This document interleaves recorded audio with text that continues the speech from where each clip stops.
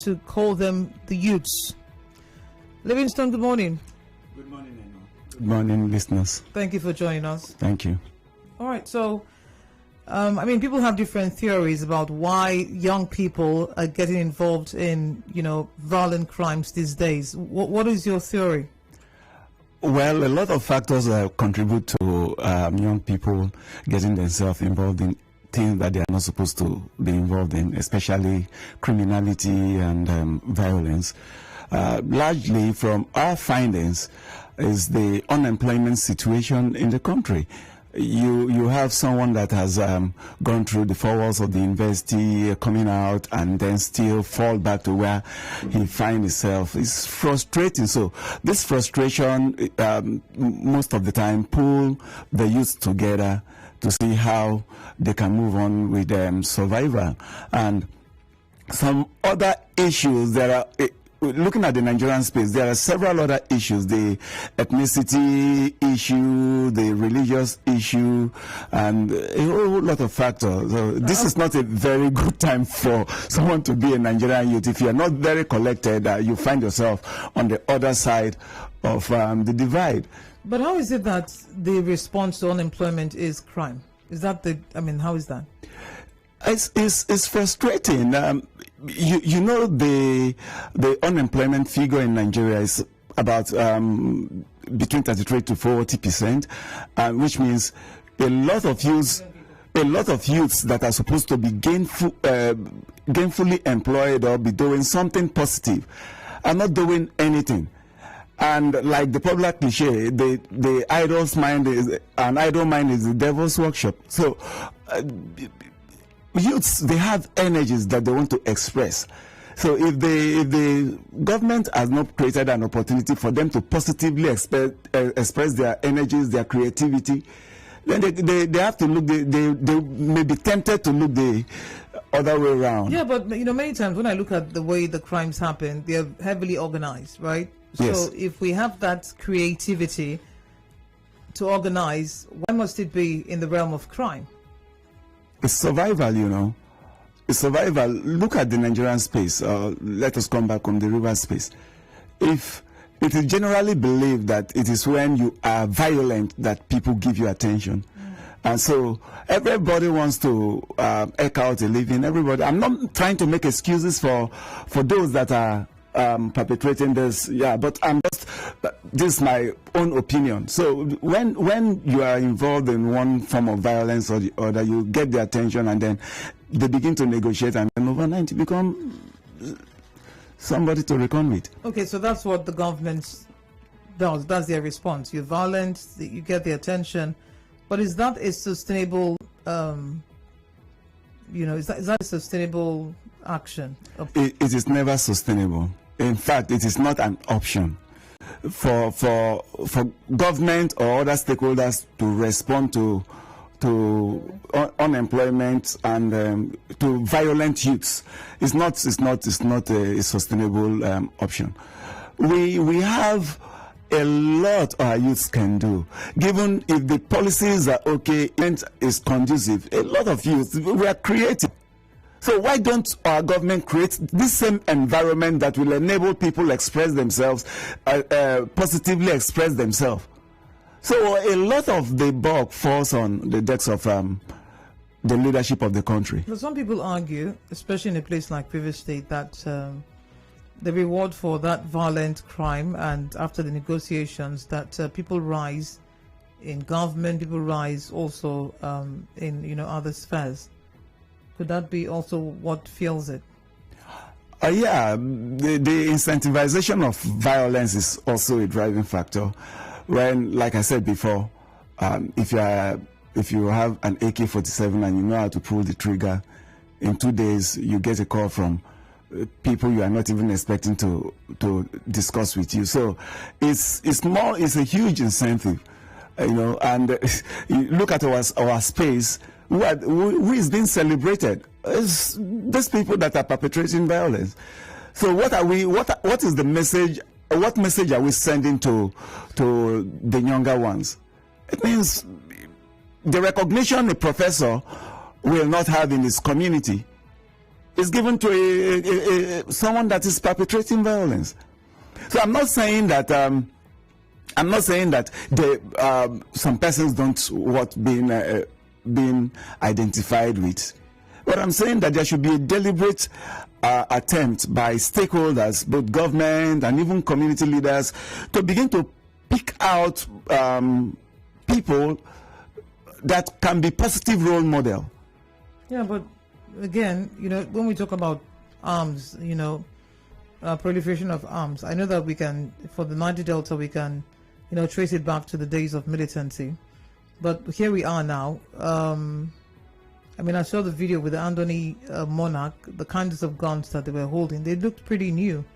And I kept asking, if we say there are no jobs, if we say that things are hard, and for a young person who is frustrated, the weapon you're giving is a gun that costs, if you had a job, that should cost maybe 6 months of your salary. Exactly. Yeah, so you take the gun, you know the value of the gun, but then again, you also want to use it. And then when you're done using it for their purpose, you want to hold on to it because you've tasted the power and the spirit that, the weapon carries. So where does that leave us? If the people who can afford guns have the means to do so, why are they not looking at the option of employing or providing employment or, outsourcing those opportunities to maybe companies to say, okay, let's do this, let's do that for the young people?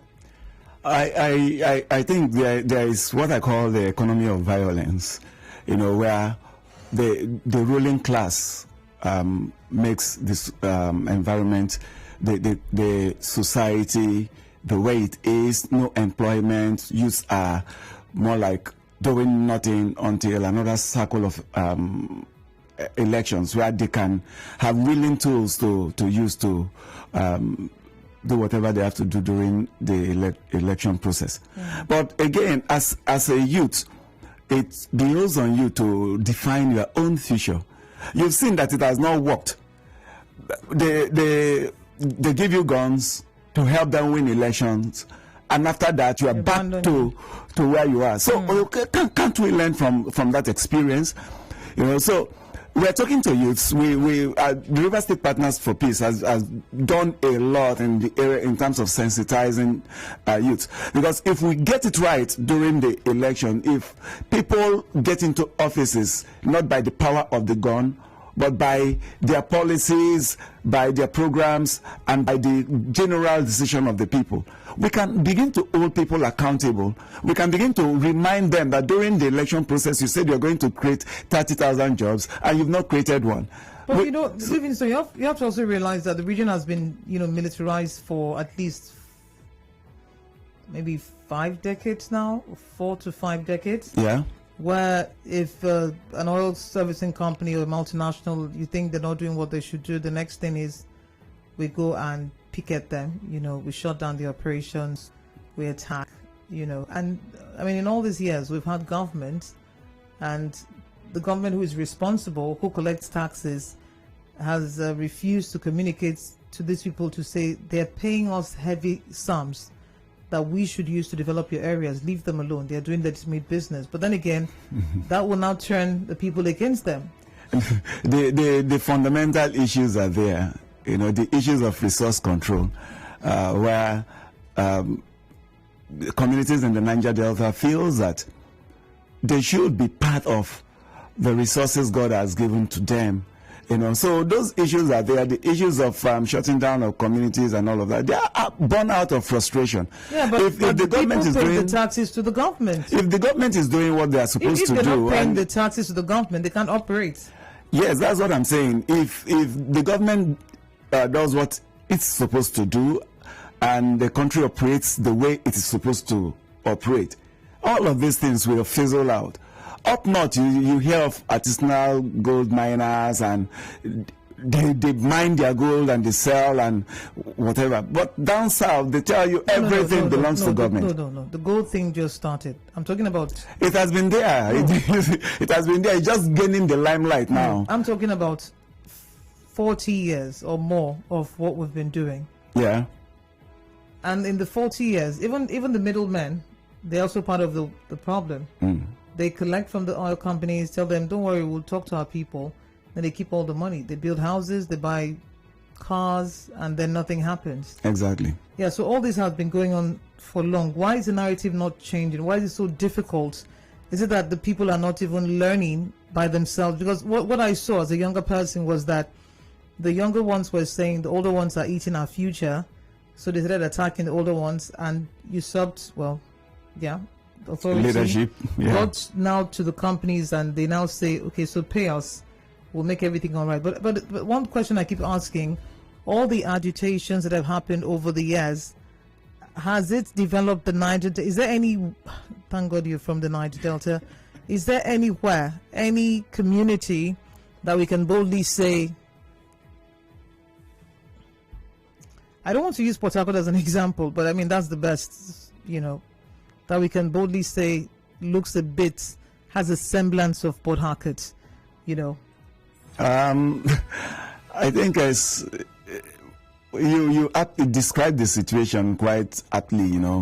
What is happening is people say they are fighting for a collective interest, and when they get the opportunity to negotiate, they negotiate for themselves, and that has kept the Niger Delta the way it is. We have several agencies that are supposed to help coordinate development interventions in the Niger Delta. The NDDC is there, the Ministry of Niger Delta is there, the Presidential Amnesty Program is there, a whole lot. What have they done over the years? So people use ride on the sufferings of the peoples of the Niger Delta and then use the opportunities to enrich themselves. And that is what is happening, and it's not sustainable. But the people themselves, don't they have a role to play? Because we see that these people are stealing from us. We see that they come up with this, we're fighting for all of us. Then, I mean, it's been years, no hospitals built, they don't even have roads, they don't have drinking water. I mean, the most basic things, they are still lacking. So why is the conversation not changing among them? Is it that it's a case of, let me wait my turn? Or when I pull this guy down, I take over and I begin to take the money directly? Because I'm trying to think which school is standard. I know we have schools in places like maybe Agbo. I think Jimavia has a school there. It's not a restive region, I know, but they have a school there. It's excellent. Do you understand? So, but that is a private investment, Yeah, so that's what I'm saying. So if we have communities that are agitating or have asked for the most basic and they still don't have it years on. I mean, there's a community that someone always calls and says, we don't have schools. Children have to walk to the next town or the next village or the next community to get into a classroom. Then you start to ask questions. Why is it not changing even within because they've seen that this one comes, makes noise, gets paid, goes to Lagos or goes to Abuja or goes to Port Harcourt, and then another. So it's like a vicious circle. Why is it difficult to break that? I think it's when the people have sensitized and when they have a collective vision, this will change. I can give you an example. In a community called Obodogwa in Indokwa West local government area of Delta State. In fact, not just Obodogwa, there are a cluster of communities that have an oil company operating a marginal field there. They saw that if they don't come together and agree, the same thing that is happening elsewhere in the Niger Delta will happen. A few persons will go talk with the company, get whatever they want, and then go outside the community to build, to develop. So what they did was to come together to say, we are going to appoint the people that are going to negotiate to represent us. And for every meeting, you come back to the community and then you give us a feedback. The next thing they did was to look at where they are and say, where do we want to be in the next 5 years? They had a plan. For instance, in Obodo, where there was no secondary school, when we did a study, people pay, in fact, in a year, they spent close to 800 million sending their children to secondary school outside in Kwale and other parts of Delta State. So that was a priority they saw. there was no health facility, there was no road. So they came up with a plan. And as the chairman of the community, you cannot deviate from the plan. You cannot cook up a project in your head and say this is good for us. They'll tell you, no, we already have a plan. If this project is good, when we want to review the plan, we can accommodate it. But for now, this is what we as community have agreed to achieve. And if you go there now, I tell you, they started the secondary school on their own.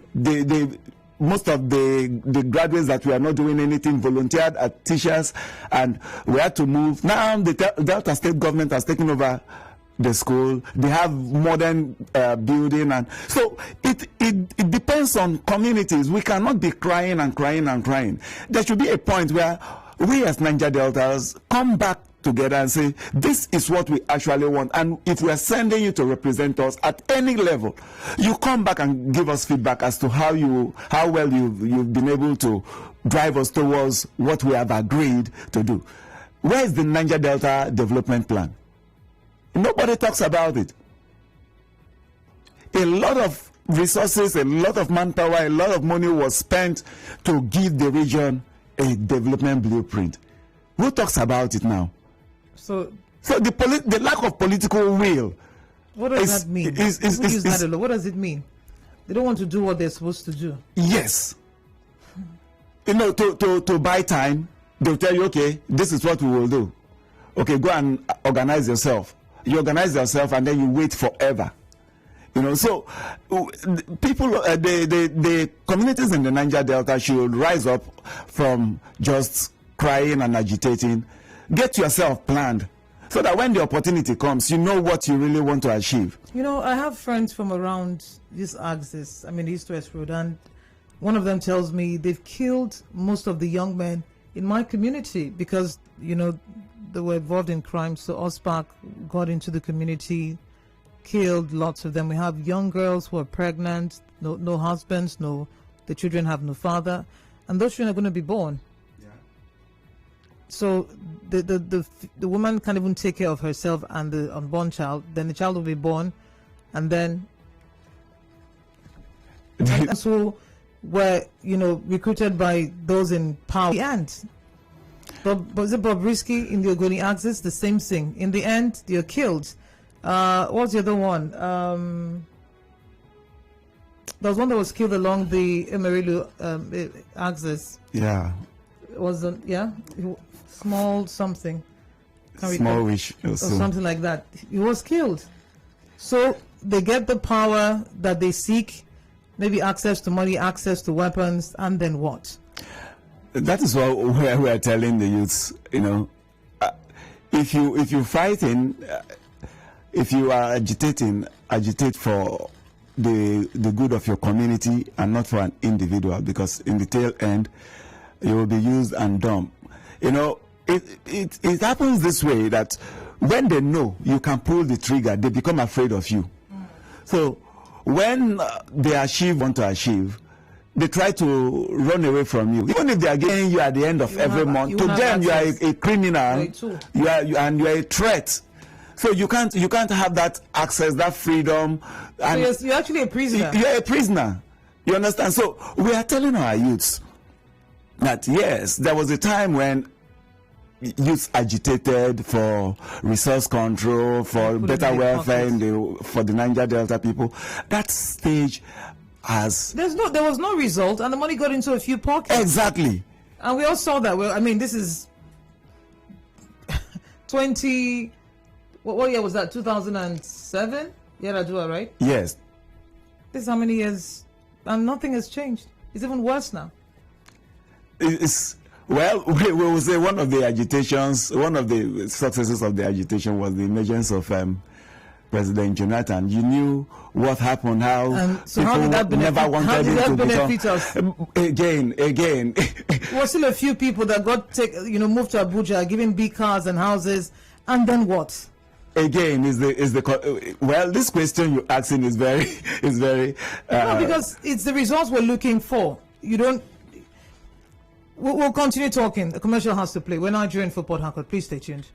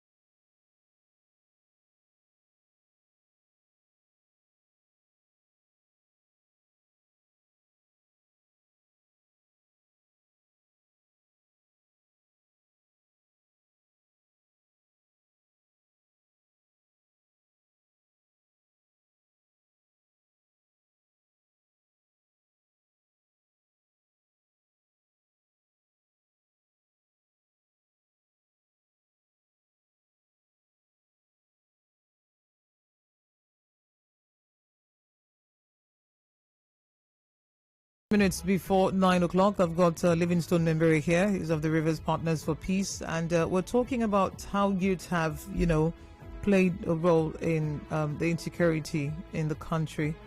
But also, we need to, in the course of this conversation, also, touch on the increased activities of cultists in the state. If we go back to the Anthony monarch that was kidnapped, in that video, he was talking about, the script they wrote for him was talking about how they had underdeveloped the area, how there are no jobs, and they needed things to change. But one key thing they also said was that they wanted them, the stakeholders,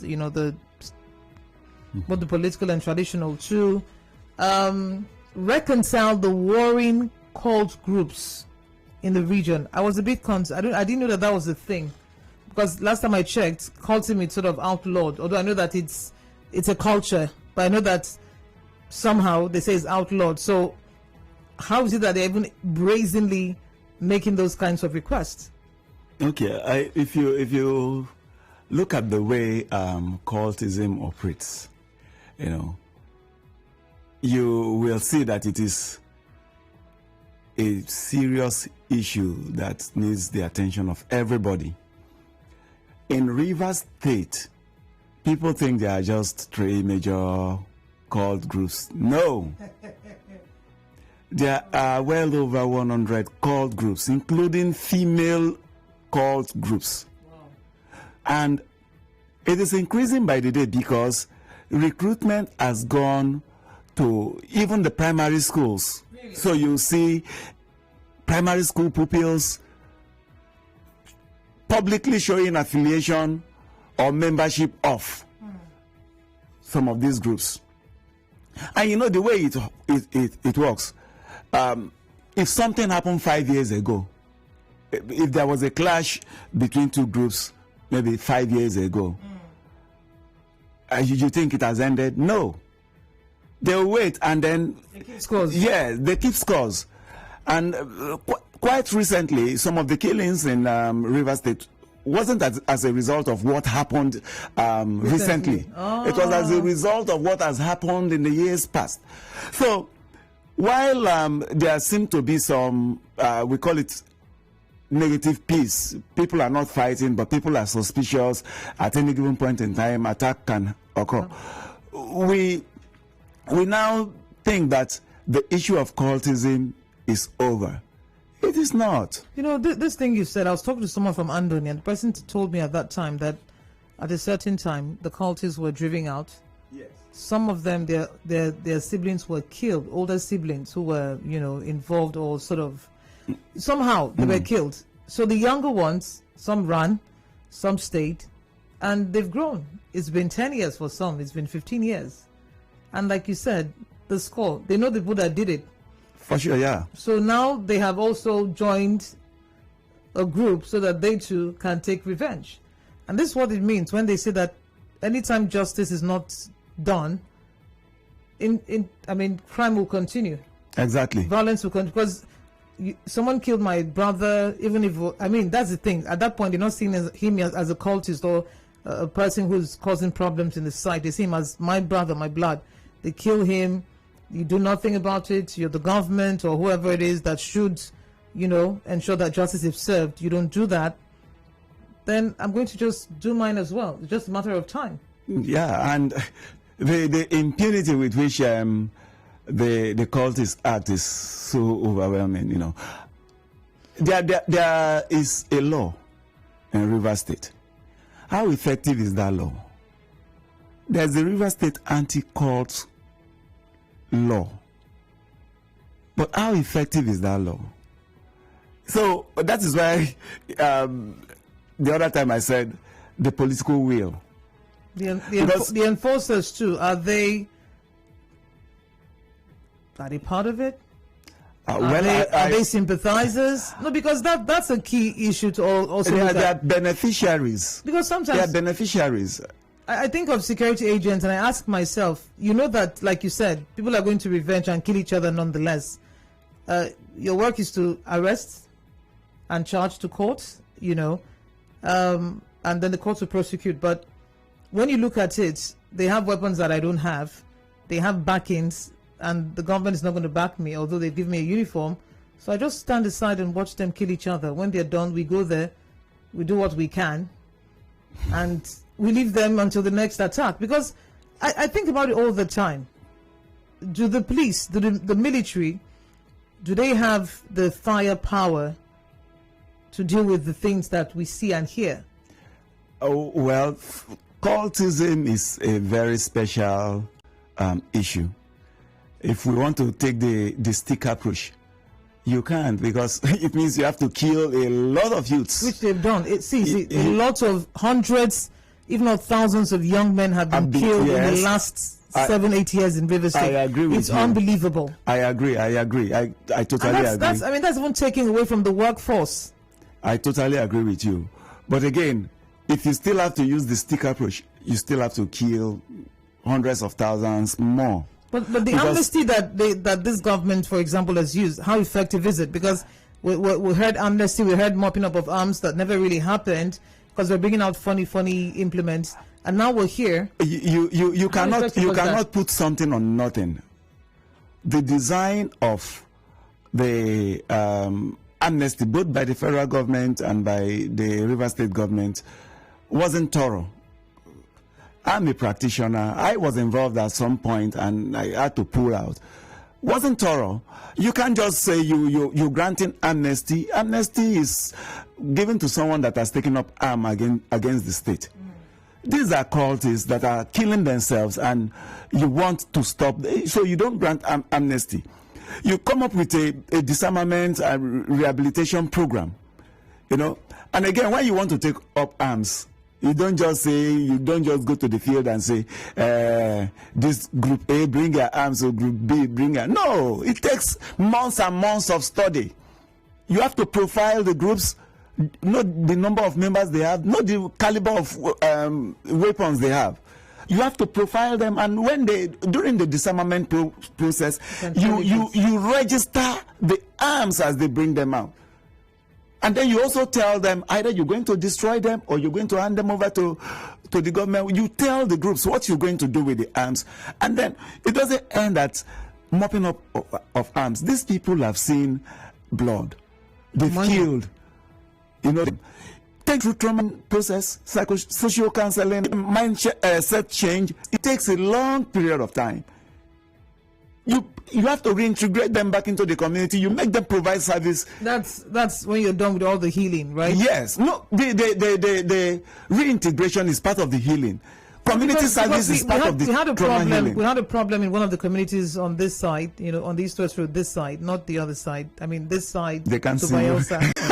The side going to Bayelsa, and they said that. So they did this amnesty thing, and the guys came back into the community. Still a threat. In fact, now it was even audacious. Then they're coming like, we are now in charge. And they were saying that you have to forgive us. We had another one, I think, in the Ubima Axis. You have to forgive us. If you don't forgive us, then we'll be forced back. I didn't understand. That cannot bring genuine reintegration. That cannot bring genuine reintegration. And they're saying you that lost a person or family members, forgive them. You must forgive them. In fact, forgive them. I will give you an example of an attempt at rehabilitating cultists. It was done by Reverend Father Abel Agbulu for cultists that are in Gokana.